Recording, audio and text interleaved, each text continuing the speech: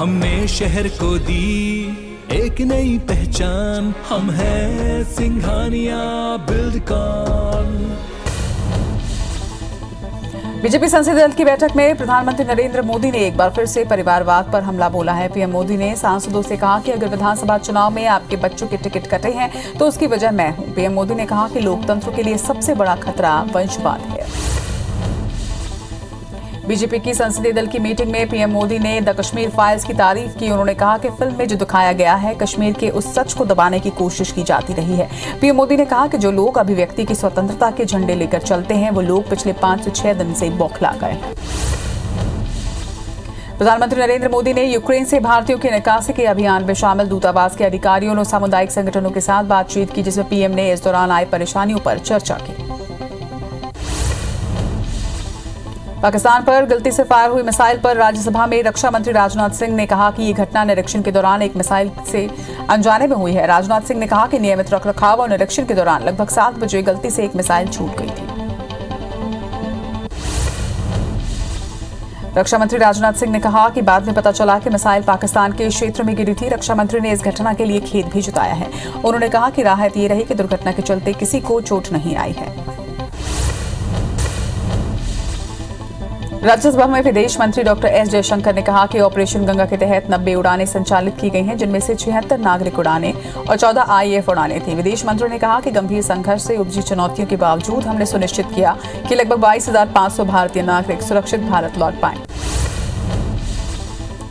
हिजाब को लेकर जारी विवाद के बीच कर्नाटक हाईकोर्ट ने बड़ा फैसला सुनाया है। मामले की सुनवाई करते हुए कर्नाटक हाईकोर्ट ने कहा कि हिजाब इस्लाम धर्म का अनिवार्य हिस्सा नहीं है और स्कूल छात्रा यूनिफॉर्म पहनने से इनकार नहीं कर सकते हैं। इसके साथ ही हाईकोर्ट ने मुस्लिम छात्राओं की तरफ से कॉलेजों में हिजाब पहनने को लेकर इजाजत मांगने वाली याचिका को खारिज कर दिया। कर्नाटक हाईकोर्ट ने स्कूल कॉलेज में हिजाब बैन को सही ठहराया है, जिसके बाद से कोर्ट के फैसले का विरोध भी शुरू हो गया है। कर्नाटक के यादगीर के एक सरकारी कॉलेज में 35 छात्राओं ने परीक्षा का बहिष्कार कर दिया है। स्कूल के प्रिंसिपल ने उन्हें समझाया और हाईकोर्ट के आदेश का पालन करने के लिए भी कहा, मगर स्टूडेंट्स एग्जाम हॉल से चले गए। रक्षा मंत्री राजनाथ सिंह ने कहा है कि कर्नाटक हाईकोर्ट के फैसले का स्वागत करना चाहिए। हाईकोर्ट ने कहा कि हमारी बेटियां किसी भी धर्म की हों, उन पर किसी भी तरह की बंदिश स्वीकार्य नहीं है। स्कूल कॉलेज का अगर ड्रेस कोड है तो उसे हर मजहब के लोगों को मानना पड़ेगा। केरल के राज्यपाल आरिफ मोहम्मद खान ने कहा कि इस्लाम स्वयं परिभाषित करता है कि विश्वास के अभ्यास के लिए क्या आवश्यक है, इसलिए न्यायपालिका का काम आसान हो गया। उन्होंने कहा कि कुरान में 7 बार हिजाब का जिक्र किया गया है, लेकिन ड्रेस कोड के संदर्भ में नहीं। कर्नाटक हाईकोर्ट के हिजाब फैसले पर केंद्रीय मंत्री प्रहलाद जोशी ने कोर्ट के फैसले का स्वागत किया। उन्होंने सभी लोगों से शांति का माहौल बनाने की अपील भी की। जोशी ने कहा कि छात्रों का मूलभूत काम अध्ययन और ज्ञान अर्जित करना है। हाईकोर्ट के फैसले पर कर्नाटक के मुख्यमंत्री बसवराजा बोम्मई ने कहा कि बच्चों के लाभ के लिए सभी को कोर्ट के आदेश का पालन करना चाहिए। यह हमारे बच्चों के भाग्य और शिक्षा का सवाल है। कानून व्यवस्था बनाए रखने के लिए सभी आवश्यक प्रबंध किए गए हैं। हिजाब को लेकर हाईकोर्ट के फैसले पर एआईएमआईएम के चीफ ओवैसी का बड़ा बयान सामने आया है। ओवैसी ने कहा कि मैं हाईकोर्ट के इस फैसले से असहमत हूं। फैसले से असहमत होना मेरा अधिकार है और मुझे उम्मीद है कि याचिकाकर्ता सुप्रीम कोर्ट के समक्ष अपील करेंगे। उन्होंने आगे कहा कि इस आदेश ने धर्म, संस्कृति, भाषण और अभिव्यक्ति की स्वतंत्रता के मौलिक अधिकारों को निलंबित कर दिया है। हिजाब पर हाईकोर्ट के फैसले पर अब peoples PDP chief Mehbooba Mufti और अमर अब्दुल्ला ने नाराजगी जाहिर की है। महबूबा मुफ्ती ने ट्वीट किया है, हिजाब प्रतिबंध को बरकरार रखने का कर्नाटक हाईकोर्ट का फैसला बेहद निराशाजनक है। वहीं उमर अब्दुल्ला ने कहा कि कर्नाटक हाईकोर्ट के फैसले से बेहद निराश हूं। आप हिजाब के बारे में क्या सोच सकते हैं, ये सिर्फ कपड़ों के बारे में नहीं है। कर्नाटक हाईकोर्ट के फैसले पर बीजेपी नेता रविशंकर प्रसाद ने कहा कि हिजाब मामले में कर्नाटक हाईकोर्ट का जो फैसला आया है वो बहुत ही स्वागत के योग्य है। उन्होंने सभी से शांति बनाए रखने की अपील भी की। कर्नाटक हाईकोर्ट के फैसले पर केंद्रीय मंत्री मुख्तार अब्बास नकवी ने प्रतिक्रिया दी है। उन्होंने कहा कि हिजाब को लेकर जो हंगामा था वो इसलिए था कि कैसे मुस्लिम लड़कियों को औपचारिक शिक्षा से दूर रखें, जिससे उन्हें औपचारिक शिक्षा ना मिले। कोर्ट ने जो निर्णय लिया है वो भारत के संविधान और समाज के हिसाब से बिल्कुल ठीक है। विधानसभा चुनावों में कांग्रेस की करारी हार के बाद पार्टी के भीतर की आंतरिक कलह कपिल सिब्बल के उस बयान से एक बार फिर से खुलकर सामने आ गई है, जिसमें सिब्बल ने कहा कि गांधी परिवार को कांग्रेस पार्टी के नेतृत्व से अलग होना चाहिए और किसी अन्य को मौका देना चाहिए। कांग्रेस नेता कपिल सिब्बल पर गांधी परिवार पर दिए बयान पर कोई भी प्रतिक्रिया सामने नहीं आ रही है। इस बीच राहुल गांधी जब संसद की तरफ जा रहे थे तभी मीडिया की तरफ से सवाल किया गया, लेकिन वो बिना जवाब दिए ही मुस्कुराते हुए संसद भवन के अंदर चले गए। राजस्थान सीएम अशोक गहलोत ने कपिल सिब्बल के बयान पर कहा है कि कपिल सिब्बल कांग्रेस संस्कृति के व्यक्ति नहीं हैं, वो बहुत ही बड़े वकील हैं। उन्होंने कहा कि सोनिया गांधी के आशीर्वाद और राहुल गांधी के सहयोग से उनको केंद्रीय मंत्रिमंडल में जगह मिल गई। उत्तराखंड के कार्यवाहक मुख्यमंत्री पुष्कर सिंह धामी ने कहा है कि मुख्यमंत्री के नाम को लेकर इस बैठक में कोई चर्चा नहीं हुई। ये बैठक चुनाव के बाद होने वाली सामान्य बैठक थी। महाराष्ट्र के पूर्व सीएम और बीजेपी नेता देवेंद्र फडणवीस ने कहा है कि आज माननीय हाईकोर्ट ने नवाब मलिक की अर्जी खारिज कर दी है। ईडी ने नवाब मलिक पर हुई कार्रवाई को सही ठहराया है। फडणवीस ने महाराष्ट्र सरकार से नवाब मलिक का इस्तीफा लेने की मांग की। लखनऊ में 25 मार्च से 4 दिवसीय इंडियन इंडस्ट्रीज एसोसिएशन का कार्यक्रम आयोजित होगा। 4 दिनों के एक्सपो कार्यक्रम में कई देश के नामी कंपनी शामिल होंगे। केंद्रीय मंत्री नितिन गडकरी और आर के सिंह भी इसमें शामिल हो सकते हैं। लखनऊ में यूपी सरकार के शपथ ग्रहण समारोह को भव्य और दिव्य बनाने की तैयारी जारी है। इस समारोह में पीएम मोदी, गृह मंत्री अमित शाह और बीजेपी के राष्ट्रीय अध्यक्ष जेपी नड्डा के शामिल होने की भी संभावना है। छत्तीसगढ़ विधानसभा में विपक्ष ने नवा रायपुर के किसान आंदोलन, 108 संजीवनी एम्बुलेंस और यूजर चार्ज समेत कई मुद्दों पर सरकार को घेरने की कोशिश की, जिस पर स्वास्थ्य मंत्री की गैर मौजूदगी में वन मंत्री मोहम्मद अकबर ने जवाब दिया।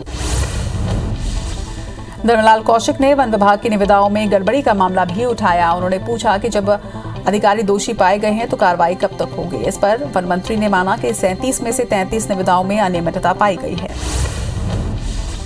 मध्य प्रदेश विधानसभा अध्यक्ष गिरीश गौतम ने विधायकों की अनुपस्थिति को लेकर नाराजगी जताई। उन्होंने कहा कि प्रश्नकाल में पहली बार के विधायकों का अनुपस्थित रहना चिंता का विषय है। बता दें कि आज प्रथम बार के 6 विधायकों को सवाल पूछने का मौका दिया गया था, लेकिन विधायक अपने सवाल के समय सदन से गायब रहे।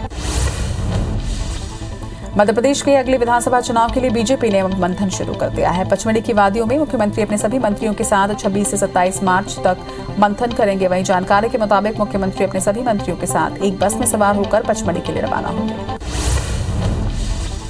मध्य प्रदेश विधानसभा में आज पुरानी पेंशन योजना का मामला गूंजा। प्रश्नकाल के बाद विपक्ष ने ये मुद्दा उठाया और सदन की कार्रवाई का बहिष्कार किया। कांग्रेस विधायक पीसी शर्मा सहित कई कांग्रेस विधायकों ने आरोप लगाए कि सरकार पुरानी पेंशन को लेकर कोई जवाब नहीं दे रही।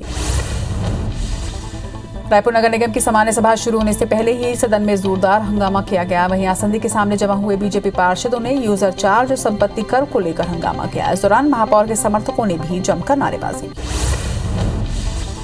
कर्नाटक हाईकोर्ट के हिजाब को लेकर आए फैसले पर मध्य प्रदेश के कांग्रेस विधायक आरिफ मसूद ने कहा कि अभी फैसला पढ़ा नहीं है, हम फैसले को लेकर सुप्रीम कोर्ट जाएंगे। हिजाब इस्लाम का अहम हिस्सा है। फिल्म कश्मीर फाइल्स पर आरिफ मसूद ने कहा कि पैसा कमाने के लिए इस तरह की फिल्म बनाते हैं, ऐसी फिल्म नहीं देखनी चाहिए।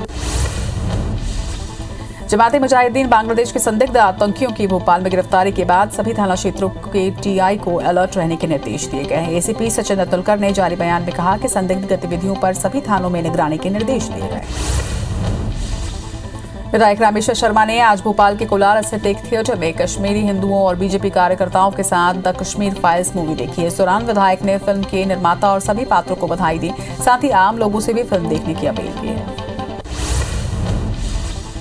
बीजेपी साल 2023 में होने वाले विधानसभा चुनाव को लेकर तैयारी में जुट गई है। छत्तीसगढ़ बीजेपी के प्रदेश प्रभारी डी पुरंदेश्वरी का बस्तर दौरा हो या फिर नक्सल प्रभावित इलाकों में बीजेपी का सदस्यता अभियान या फिर चुनाव के लिए फंड जुटाने की कोशिश, इन सभी के जरिए बीजेपी बूथ स्तर पर नई और मजबूत टीम बनाने की कोशिश में लगी है।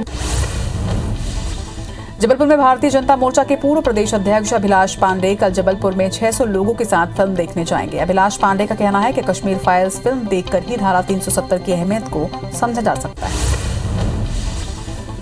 अंबिकापुर में अभिभावक संघ ने चक्का जाम कर सड़क पर धरना प्रदर्शन किया, जिससे लोगों को आने जाने में दिक्कतें हो रही है। फीस की मनमानी को लेकर अभिभावक संघ लगातार विरोध कर रहा है। मध्य प्रदेश के 55 नर्सिंग कॉलेजों के फर्जीवाड़े के मामले में हाईकोर्ट में याचिका दायर की गई है। इस दौरान बेसिक इंफ्रास्ट्रक्चर और मानकों के खिलाफ संचालन को चुनौती दी गई। वहीं हाईकोर्ट ने राज्य सरकार और 8 नर्सिंग कॉलेजों के खिलाफ नोटिस जारी किया। मामले में अगली सुनवाई 13 अप्रैल को की जाएगी। इंदौर में भूमाफिया के खिलाफ पूरी तरह से लगाम नहीं लग पाई है। अभी भी कई प्लॉट धारक हक के लिए लड़ाई लड़ रहे हैं। आज मराई समाज के लोगों ने पुलिस कमिश्नर दफ्तर पर धरना दिया। वहीं समाज के लोगों ने दोषी कॉलोनाइजर्स को गिरफ्तारी की मांग की है। पिकनिक मनाने गए विदिशा के 3 किशोरों का शव उदयगिरी पहाड़ी के पास बने बैस बारात से निकाल लिया गया है। 2 के शव को सोमवार को निकाला गया और सर्चिंग के दौरान 1 किशोर का शव एनडीआरएफ की टीम ने आज निकाला। तो वहीं सीएम शिवराज ने मृतकों के परिजनों को 4-4 लाख रुपए आर्थिक सहायता की घोषणा की। जबलपुर नगर निगम ने अब लाल फीताशाही यानी कि फाइलों की पेंडेंसी पर लगाम लगाने वाली है। यही नहीं, यदि संबंधित अधिकारी और बाबू फाइल रोकते पाए गए तो उनका वेतन भी काटा जाएगा। दरअसल निगम की कार्यप्रणाली से परेशान होकर लोगों ने इसकी शिकायत निगम आयुक्त से की थी। निगम आयुक्त आशीष वशिष्ठ ने इसे गंभीरता से लेते हुए यह आदेश जारी किया है। बढ़ते आपराधिक मामलों को देखते हुए दुर्ग जिले के थानों में पुलिस बल बढ़ाए जाएंगे। इसके लिए राज्य शासन ने तैयारियां शुरू कर दी है। गृह मंत्री ताम्रध्वज साहू ने भी इसके संकेत दिए हैं। वहीं जिले के 21 थानों में थानेदार समेत 1201 जवानों का सेटअप है, लेकिन सिर्फ 795 ही पदस्थ हैं।